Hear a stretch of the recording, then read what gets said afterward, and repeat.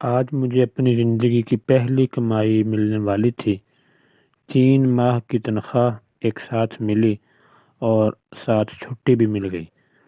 گھر پہنچا تو عید کا سماں تھا۔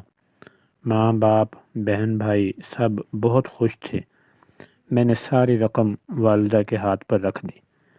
والدہ نے رقم کا تیسرا حصہ راہ خدا میں خرچ کرنے کی نیت سے علیحدہ کیا اور کہا کہ اس رقم سے ایک بیوہ عورت کے گھر راشن خرید کر پہنچا دینا، جو دور کے ایک محلے میں رہتی تھی۔ میں اسی وقت گیا اور راشن خرید کر لایا۔ گھر میں میرے لیے پرتکلف طعام کا انتظام کیا گیا تھا۔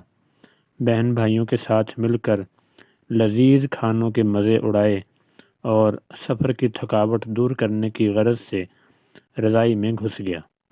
آنکھیں نیند سے بوجھل ہو رہی تھیں کہ اچانک اس بیوہ عورت اور اس کے یتیم بچوں کا خیال آیا۔ ارادہ کیا کہ ابھی جاؤں اور سامان پہنچا آؤں۔ طبیعت میں سستی تھی، سوچا کل پہنچا دوں گا، لیکن بعد میں خیال آیا میں تو پرتکلف کھانے کا مزہ لے چکا، کہیں وہ بچے بھوکے نہ ہوں۔ اسی وقت لحاف سے نکلا، ایک چادر اوڑھی، تھیلا کاندھے پر رکھا اور اس کے گھر کی طرف نکل پڑا۔ شدید سردی تھی، دھند بھی زیادہ تھی اور بھاری تھیلا اٹھانے میں بھی کچھ دقت ہو رہی تھی۔ ایک دور محلے میں اس عورت کا گھر تھا۔ اس کا شوہر مزدوری کرتا تھا اور 4 بچے تھے۔ ایک ناگہاں حادثے میں شوہر کی موت ہو گئی تھی اور اب اس کے یتیم بچوں پر دست شفقت رکھنے والا کوئی نہ تھا۔ قسمت بھی بہت ستم ظریف ہے، کبھی ایسے لوگوں کو لپیٹ میں لے لیتی ہے جن کا خدا کے سوا کوئی نہیں ہوتا۔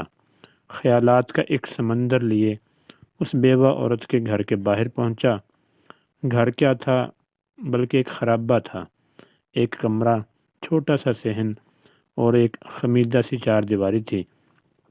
دروازہ کھٹکھٹایا تو ایک 5 سالہ بچی باہر آئی جس کے چہرے پر پریشانی، خوف اور بھوک نمایاں تھی۔ میں اس کے چہرے کو تکے جا رہا تھا اور دل ہی دل میں دعا کر رہا تھا کہ خدا کسی بچے پر ایسا وقت نہ لائے۔ اس بچی نے ایک پرانا سا جوڑا پہنا ہوا تھا اور ایک شدید سردی میں ایک پھٹی پرانی جرسی پہنی ہوئی تھی۔ پاؤں برہنہ تھے، وہ بھی اس سردی میں کہ پیروں کو جما کر رکھ دے۔ میں نے کچھ کہے سنے بغیر راشن والا تھیلا زمین پر رکھا۔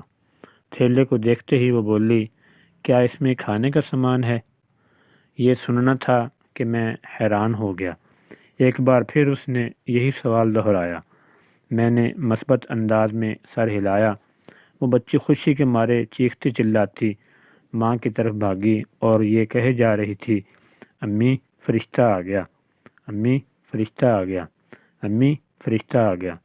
اور پھر 2 اور چھوٹے چھوٹے بچے خوشی کے مارے دروازے پر دوڑے چلے آئے، کبھی مجھے دیکھتے، کبھی اس تھیلے کو، اور خوشی سے لوٹ پوٹ ہوئے جا رہے تھے۔ میری آنکھوں سے آنسو رواں ہونے لگے، ہونٹ کپ کپا رہے تھے اور جسم میں ایک سرد لہر سی دوڑ رہی تھی۔ خدایا یہ کیا ماجرا ہے؟ کیوں یہ بچے مجھ گناہ گار کو فرشتہ سمجھ بیٹھے ہیں؟ انہی سوچوں میں غلطان تھا کہ ایک خاتون جو ان کی ماں تھی دروازے پر آئی اور دروازے کی اوٹ میں کھڑی ہو کر روحانسی آواز میں یہ کہنے لگی، میرے بچے 2 دن سے بھوکے تھے، غیرت گوارا نہیں کرتی کہ کسی کے آگے ہاتھ پھیلاؤں۔ میرے مرحوم شوہر بھی محنت مزدوری کرتے تھے مگر کبھی کسی کے آگے ہاتھ نہ پھیلایا تھا۔ ان کے چلے جانے کے بعد ان کی دیکھ بھال کرنے والا کوئی نہیں۔ رشتہ داروں نے ہاتھ کھینچ لیے ہیں اور محلے والے بھی مدد نہیں کرتے، مگر کبھی کبھی آپ جیسے نیک دل لوگ مدد کر دیتے ہیں۔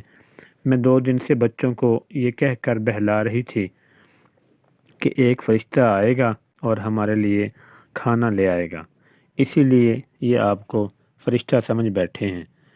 اس عورت نے اللہ تعالیٰ کے حضور شکرانے کے چند کلمات ادا کیے، مجھے ڈھیر ساری دعائیں دیں اور شکریہ ادا کیا۔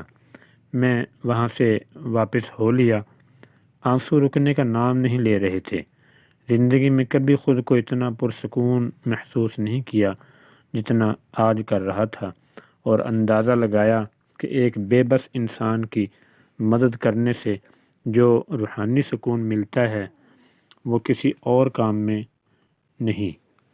ہمارے ارد گرد ایسے بہت سے غربا ہوتے ہیں جو مستحق ہونے کے باوجود کسی کے آگے ہاتھ نہیں پھیلاتے، مگر مدد کرنے والے ہاتھوں کے منتظر ضرور رہتے ہیں۔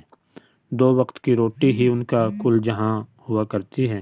ایسے لوگوں کی مدد کرنی چاہیے، چاہے وہ 1 وقت کا کھانا ہی کیوں نہ ہو۔ گھر آیا تو ماں نے پوچھا، بیٹا اتنی رات گئے کہاں چلے گئے تھے بنا بتائے؟ میں بے ساختہ بولا، فرشتہ بننے گیا تھا۔